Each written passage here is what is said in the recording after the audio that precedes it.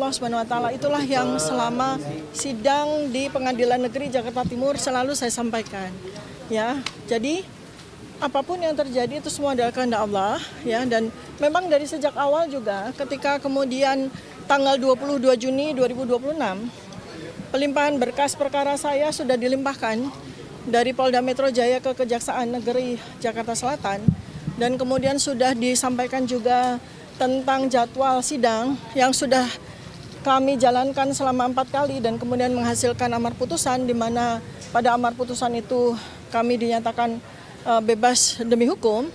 Kami terima itu sebagai sebuah kemenangan, di mana Allah sendiri sudah selalu katakan ya bahwa dunia ini kan permainan dan senda gurau ya. Jadi kami waktu itu menang. Sekarang kami pengajuan kami pada pra pengadilan ini tidak diterima, ya itulah yang terjadi ya. Jadi kita tetap saja, kita semangat, kita tetap optimis ya, kita tetap dengan gembira dan bahagia menjalankan terus proses hukum ini ya dengan penuh semangat, semata-mata bukan karena saya ingin bebas, bukan, semata-mata karena menjalankan apa yang menjadi amanah dari Allah Subhanahu wa taala ya. Jadi kalau memang saya ini menjadi wasilahnya untuk menegakkan keadilan dan kebenaran pada proses perkara hukum yang kita nanti-nantikan selama bertahun-tahun ini, maka insya Allah dengan bismillah kita jalankan bersama. Karena sebetulnya pada dasarnya adalah inti dari perkara hukum yang menimpa saya ini adalah bagaimana seluruh masyarakat Indonesia itu bisa mendapatkan sebuah kejelasan yang sejelas-jelasnya ya mengenai apa yang selama ini menjadi polemik, yaitu dugaan ijazah palsu mantan Presiden ke-7 Joko Widodo.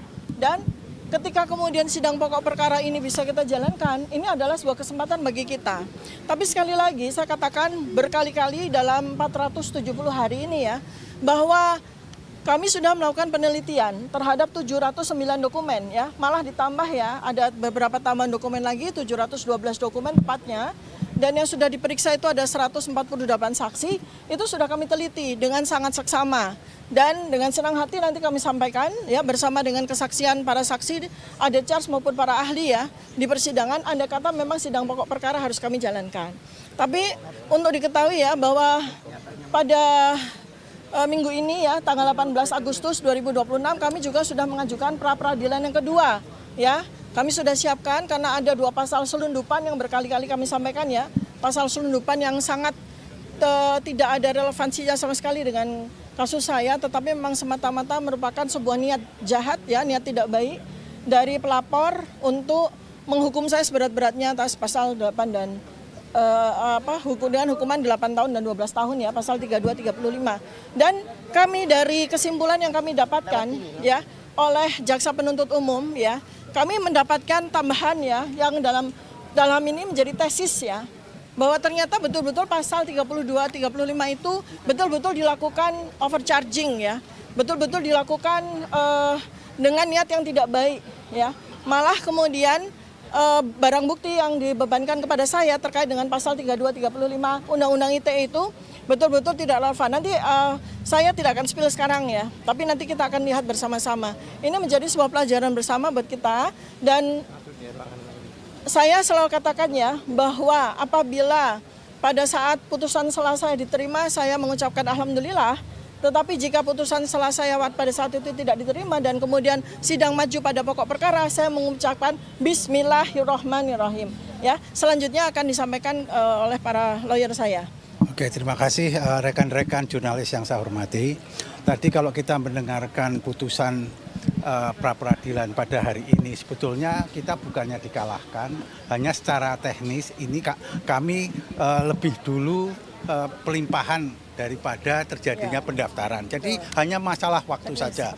Ini adalah cerita klasik tentang balapan. Balapan itu artinya bagaimana menggugurkan pra peradilan kita dengan memasukkan pokok perkara. Ini klasik.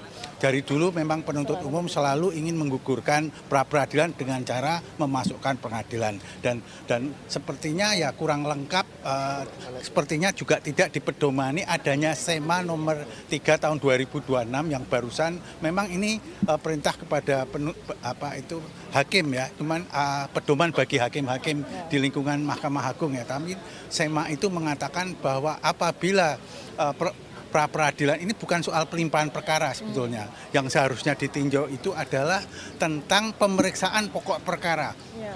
SEMA nomor 3 tahun 2026 itu jelas mengatakan pemeriksaan selama pemeriksaan pokok perkara itu sudah didahului oleh adanya pra peradilan, itu yang harus berhenti. Namun apa boleh buat kami tidak diterima, pengadilannya tidak terima, tidak sekali lagi tidak berarti kami dikalahkan. Hal yang lain sehingga pertimbangan soal pasal 75 ayat 4, terus kemudian 206 ayat 1 dan 2 itu tidak menjadi pertimbangan bahwa seharusnya kalau penuntut umum itu akan memperbaiki surat dakwaan harus didahului adanya kesempatan yang diberikan oleh hakim untuk melakukan. Nah ini tanpa adanya itu sehingga kita akan terus ambigu soal pasal 75 ayat 4 KUHP ini. Itu yang pokoknya karena pra peradilan ini ditolak begitu saja di depan pintu, maka kasus ambiguitas tentang ketidakjelasan pasal 75 ayat 4 itu adalah terus menggantung. Begitu kesan kami. Saya tambahkan ya.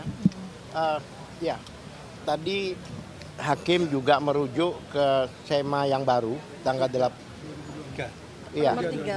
Nomor 3 tahun 2026 yaitu kalau nggak salah tanggal 18 Agustus dan sebagainya. Sebenarnya kalau itu dirujuk kan ini kan tinggal pembacaan putusan ya. Seharusnya tidak merujuk ke sana karena tidak ada aturan yang berlaku surut gitu loh. Nah itu yang kami lihat itu bagaimana peraturannya baru keluar diperlakukan pada perkara kami. Seharusnya itu untuk yang ke depan, Dan satu hal lagi, kalau ditolak ini bukan berarti kita nanti itu tidak melawan dakwaan mereka. Kami tetap akan melawan dakwaan mereka dan mudah-mudahan putusannya akan sama seperti diterima ya, meskipun itu di akhir nanti. Nah, banyak orang menduga bahwa memang dibuat seperti itu agar apa? Agar pokok perkaranya nanti hilang. Dugaan orang ya. Karena apa? Nanti yang kita dimenangkan nanti di belakang. Berarti perkara walaupun sudah luar biasa persidangannya, tapi yang dimenangkan adalah perlawanan kami. Ya itu yang banyak orang khawatir seperti itu. Karena ini terjadi di Solo. Ya di CLS. CLS itu jelas ya. Semua UGM babak belur ini babak belur. Terakhir yang diputuskan malah eksepsinya yang dimenangkan. Lah ini ya kami khawatir.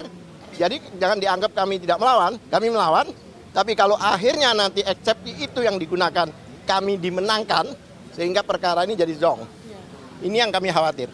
Udah bertahun-tahun sidang, ternyata yang dilihat adalah putusan eksepsi. Ya kan? Nah, itu yang kami khawatir. Ya, bahkan kami yakin akan dimenangkan di belakang, ya kan? Untuk penyelamatan. Ya itu ngerti lah maksudnya. Ya. Ada yang lain? Tambahkan? Ada lagi? Karina. Karina. Oh iya. Agak geser sini. Tengah Bu. Ya. Oh iya. Assalamualaikum warahmatullahi wabarakatuh.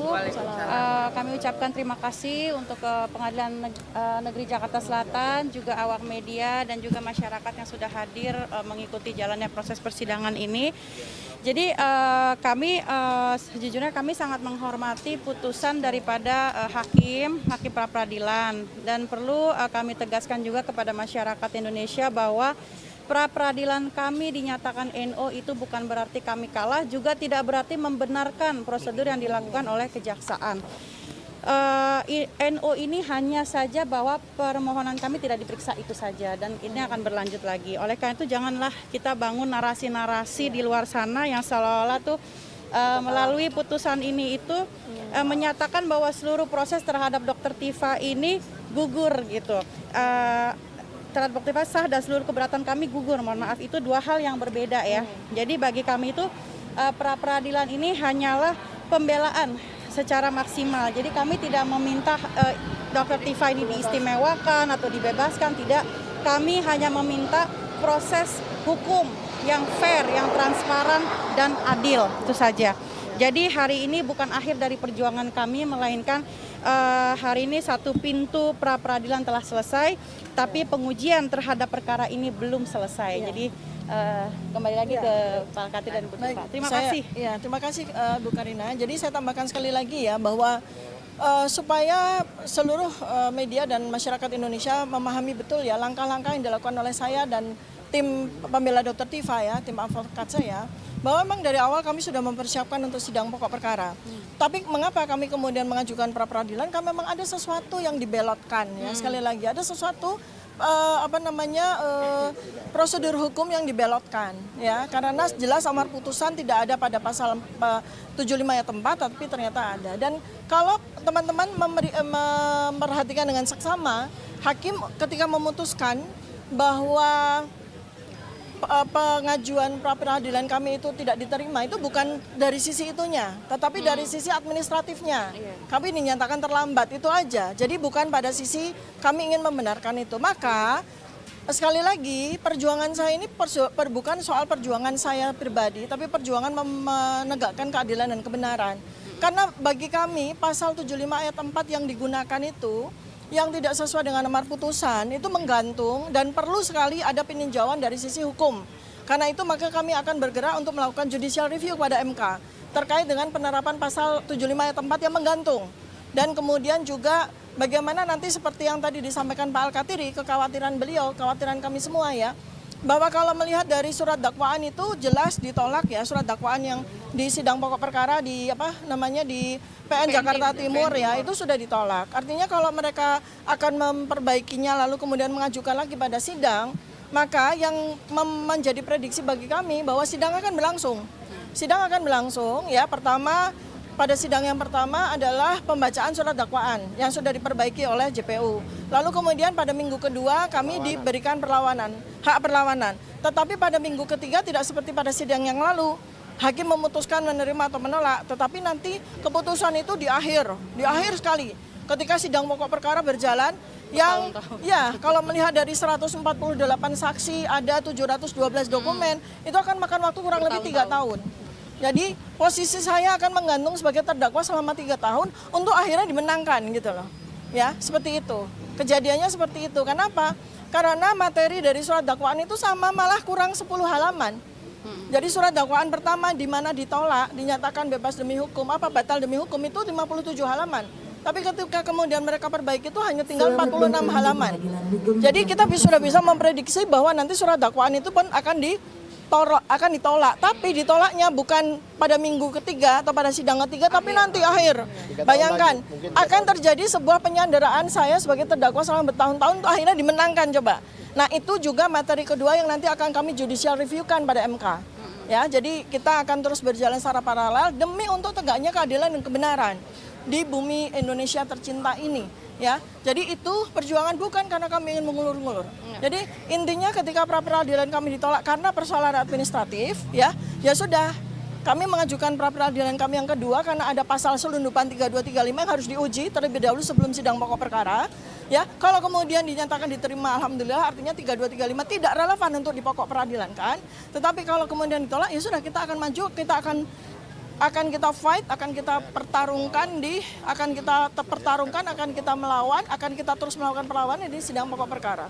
Supaya apa? Kembali lagi supaya pasal-pasal selundupan Undang-Undang ITE yang sangat tidak relevan itu tidak lagi diberlakukan kepada warga negara Indonesia yang lain. Ya, cukup saya sebagai sebuah exercise buat kita semua, bukan untuk saya secara pribadi. Ada mau ditambahkan lagi? Karena hari ini bisa jadi Dokter Tifa, bisa jadi besok orang lain gitu. Iya, betul. Karena Undang-Undang ITE itu terlalu banyak disalahgunakan. Seperti yang sekarang sedang paralel terjadi ya di Banjarmasin dan di Kalimantan ya, yang terjadi pada Babe Aldo. Itu juga penyalahgunaan atau overcharging ya terhadap pasal 3235. Kalau nanti ini menjadi presiden yang sangat buruk di mana nanti sidang itu akan dipenuhi dengan orang-orang yang tidak bersalah, tetapi hanya karena persoalan overcharging dari pasal yang disalahgunakan itu, maka akan menghasilkan banyak sekali kerugian bagi negara kita, bagi seluruh masyarakat. Karena Anda supaya tahu ya bahwa sidang ini dibayar oleh APBN, oleh keringat kita, oleh pajak kita, ya keringat dan darah kita, maka kita harus betul-betul menjalankan itu dengan baik. Maka insya Allah dengan bismillah kami akan menggodok dari materi judicial review, kami juga akan paralelkan nanti untuk maju kepada sidang Mahkamah Konstitusi demi untuk rakyat Indonesia. Demi tegaknya keadilan. Teman-teman ada yang mau ditambahkan? Cukup? Baik. Terima kasih banyak teman-teman media semuanya atas dukungannya selama ini. Mari kita bersama-sama berjuang ya. Mohon kawalannya, mohon bantuannya untuk menyebarluaskan perjuangan kami agar dipahami dan menjadi pelajaran penting bagi kita semua. Ya, Assalamualaikum warahmatullahi wabarakatuh. Waalaikumsalam warahmatullahi wabarakatuh.